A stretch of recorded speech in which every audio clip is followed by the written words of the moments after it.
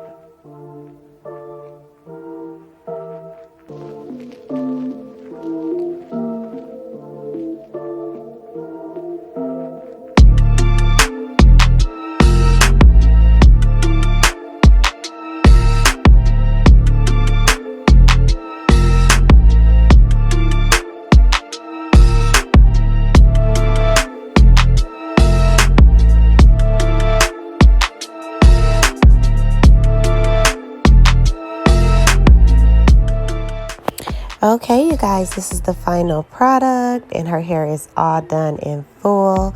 So she wanted it to mostly be black with a couple of peekaboos of the burgundy, and it turned out really cute. I did go ahead and do like a free part for her. So this is her distressed soft locks, extended to 36 inches. Hope this video was helpful to somebody, and I'll see you in my next video. Ta-ta!